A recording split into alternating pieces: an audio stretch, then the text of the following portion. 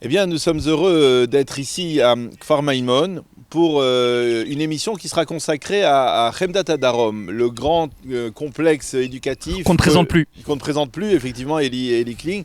Alors, Rav Eli Kling, vous êtes le représentant, le célèbre représentant, on va dire, de Chemdat Hadarom pour la France, mais nous avons aujourd'hui le privilège d'avoir deux invités, mais c'est difficile pour moi de le qualifier d'invité puisqu'il est chez lui ici. C'est le Rav Yitzhak Levy, ancien ministre de l'Éducation, l'une des grandes figures du mouvement sioniste religieux, leader du Mafdal, du Parti national religieux dans les années 90 et 2000, et le Rav Yitzhak Levy, c'est important de le souligner, est le président du conseil d'administration de Chemdat Hadarom, pas seulement la branche française, qui est déjà très importante grâce à Eli Kling, mais également l'ensemble du collège de Chemdat Hadarom. Et nous avons le plaisir d'avoir avec nous Myriam Avitan, qui a participé au programme de Chemdat Hadarom France et qui est enseignante ici dans la région et qui est restée s'installer dans la région, c'est cela ? Oui, exactement. Alors, nous allons donc parler de Chemdat Hadarom sous différents angles et je voudrais vous demander, Rav Yitzhak Levy, tout d'abord, qu'est-ce que ça représente Chemdat Hadarom sur le plan général, au-delà de la section française. Chemdat Hadarom, c'est l'académie qui est au sud de l'État d'Israël et qui forme des morim, des éducateurs pour toute la région, pour le Chemed. Le Chemed, c'est les écoles sionistes religieuses. C'est-à-dire, tous les ans, nous avons au moins entre 100, 150 et même plus de professeurs, d'éducateurs qui vont et qui terminent leurs études à Chemdat Hadarom et qui sortent, et qui vont et qui remplissent les écoles de la région. Et c'est pour ça que c'est une académie très importante pour nous. À part ça, nous avons les Français. Et les Français, c'est une matana, c'est un cadeau spécial que nous avons à Chemdat Hadarom. Depuis combien d'années ? Les Français, oui. Au moins 25. C'est la 25e. Au moins 25. Je me rappelle du premier Marzor, du premier groupe qui est arrivé. Nous étions alors, tu étais au premier groupe. Nous étions peut-être 9 ou 10 jeunes filles qui sont venues et qui ont étudié. Et puis aujourd'hui, nous avons chaque année à peu près 30, ou des fois plus, des fois un peu moins.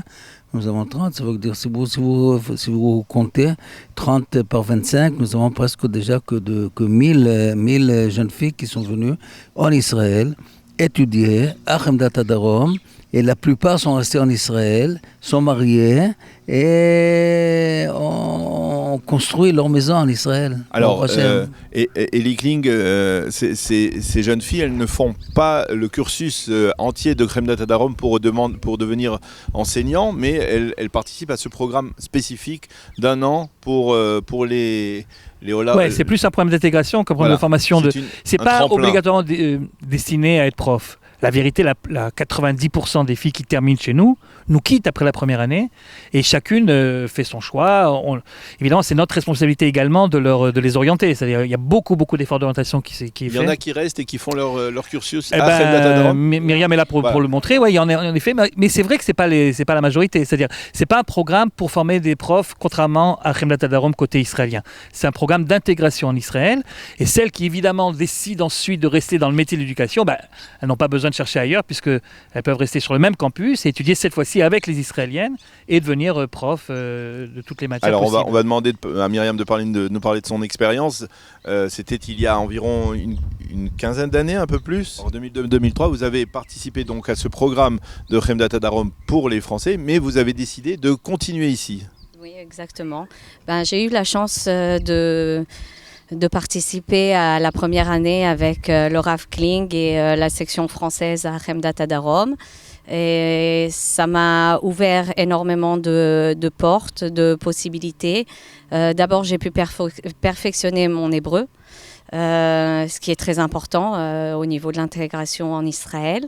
Et puis ensuite, j'ai aussi pu renforcer ma religion, puisque moi je suis arrivée en Israël, je n'étais pas du tout religieuse, c'est-à-dire que j'étais en pantalon, lo shomeret Shabbat, je faisais pas Shabbat, et donc grâce au Rav Kling et à sa compréhension, son acceptation des filles autour de lui et de tous les gens qu'il connaît, justement, j'ai pu aussi me rapprocher de la religion avec beaucoup de shiurei Torah aussi. Il y avait beaucoup de shiurei Torah. Et donc, ça m'a permis ça. Et puis, non seulement, justement, je voulais être prof. Donc, comme il a dit, c'est pas forcément un cursus pour les professeurs.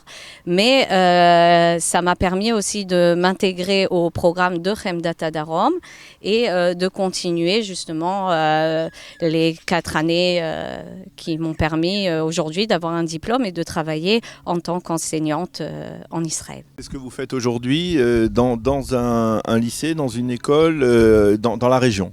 Oui, exactement. Je suis restée dans la région et je travaille là, pas très loin, en tant que prof d'anglais. Et on a beaucoup de travail. Rav Yitzhak Levy, je reviens à vous parce que gérer un programme comme celui de Chemdat Hadarom, on n'a pas parlé de chiffres, mais je pense que vous avez dit plus de 100 étudiants qui terminent chaque année.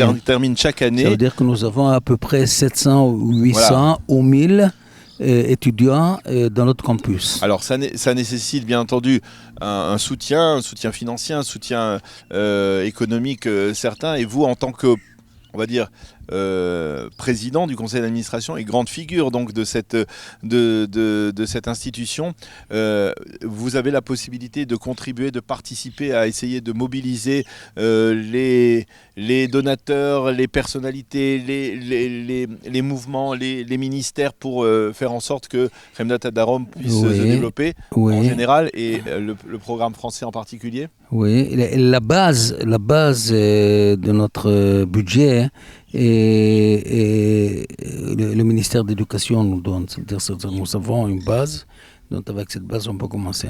Mais nous avons besoin de beaucoup plus.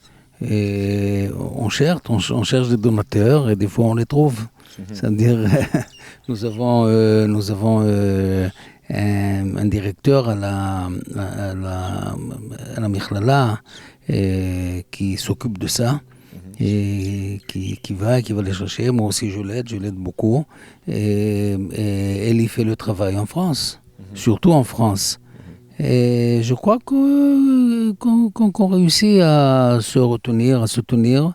Le Michlala qu'on essaie de tenir, il n'y a pas longtemps, on a terminé de construire un très beau bâtiment de classe pour le master, pour le deuxième toit, pour le deuxième titre. Nous avons aujourd'hui beaucoup d'élèves dans le deuxième titre qui viennent étudier chez nous et on continue à se développer. Alors, Rav Kling, d'où viennent les filles qui s'inscrivent de France pour passer une année dans le cadre du programme francophone de Chemdat Hadarom? Elles viennent d'un peu partout en France, en fait. C'est-à-dire qu'au début, c'était très compliqué d'expliquer à ces jeunes filles pourquoi est-ce qu'elles devaient venir justement à Netivot et à Chemdat Hadarom. Je me rappelle que on était donc 9, on l'a rappelé tout à l'heure. À la première année, on était 9. À la fin de l'année, on fait toujours une photo de classe. On a été obligé de ramener le jardinier, le cuisinier, etc. pour faire un peu de... Et aujourd'hui? Eh ben aujourd'hui, avec le temps, c'est-à-dire les filles, c'est du bouche à oreille surtout. Hein, voilà, 25 ans, c'est quand même une tranche de vie déjà. Ouais. Donc il y a des générations qui sont passées. J'étais très ému il y a un an lorsque une maman m'a téléphoné de Marseille pour me dire que sa fille a 18 ans, qu'elle voudrait l'inscrire. Ça m'a fait un petit coup de vieux, ça m'a mis à peu près 10 minutes. Une maman qui était la première promo et qui me dit voilà, j'ai envie que ma fille vienne. Et elle a 18 ans, elle vient d'avoir son bac. C'est là que j'ai compris que ça fait déjà pas mal de temps qu'on a. Alors, d'un côté, c'est très sympa, très émouvant. Eh bien, travailler avec des jeunes, figurez-vous, ça stimule. Ça stimule, puis ça laisse jeune aussi. Ça garde jeune. C'est comme ça que disait ma grand-mère, puis elle avait raison. Donc voilà. Alors elles viennent un petit peu de tous les coins de France. Religieuses, pas religieuses, puisqu'on voit que Myriam n'était pas religieuse du tout. Les filles, c'est une des fiertés de Chemdat et ça donne un côté un petit peu enrichissant également, je pense, pour tout le monde. Et il faut prévenir parce que ça ne correspond pas à tout le monde. C'est-à-dire des filles qui cherchent à avoir uniquement des filles qui ont le même profil qu'elles. auront du mal. C'est-à-dire il faut être suffisamment ouvert pour accepter qu'il y a des filles qui peuvent venir de milieux différents. J'ai des filles qui viennent de milieux très très très religieux. Je ne sais pas si vos auditeurs de France savent certainement à quoi je fais allusion quand on parle par exemple du Merkaz Torah du Rincy ou de Tomer Devora d'Aix-les-Bains. Et puis il y a d'autres filles qui viennent d'Otsara Torah, des différents Otsara Torah, Créteil, Sarcelles, Belleville, etc. Il y en a d'autres qui viennent d'endroits où le Kodesh est moins important au niveau du nombre d'heures, etc. Genre les écoles Yavne, Maïmonide ou Lucien. Et il y a même des filles qui ne viennent pas du tout d'école juive parce qu'elles sont en plein processus de Teshuvah maintenant ou parce qu'elles habitaient dans des trous en France où il n'y avait pas d'école juive. Et voilà. Et le point commun de toutes ces jeunes filles-là, c'est leur motivation énorme à progresser, à comprendre qu'est-ce que c'est que cette Torah dont on parle tellement, si ça vaut la peine vraiment d'enseigner ensuite à nos enfants sur ces valeurs-là. Et c'est pour ça que je ne fais pas non plus d'examen d'entrée, parce que ça ne m'intéresse pas tellement quelle est leur connaissance de base. Moi, ce qui est intéressant, c'est si elles sont vraiment motivées. À partir du moment où elles sont motivées, chacune veut progresser. On a suffisamment de filles justement pour pouvoir faire plusieurs niveaux. Et donc, ça nous permet chacune d'entre elles trouve certainement le niveau qui lui correspond. Des fois, des filles qui viennent d'autres pays. Alors, c'est assez rare, mais ça peut arriver. Il y a toujours une petite Belge qui se perd, ou une Canadienne, ou une Suisse, que je me demande.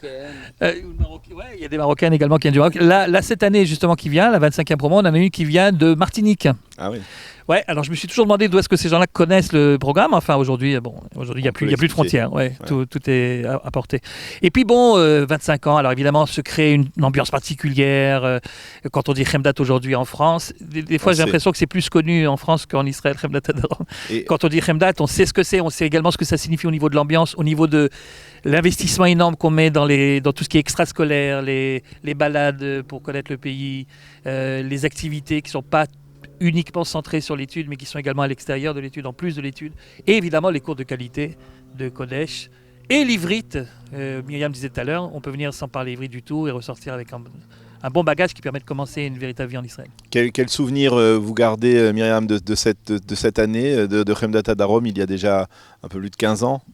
Eh bien, beaucoup de tioulim, beaucoup de joie, pas mal de rigolades.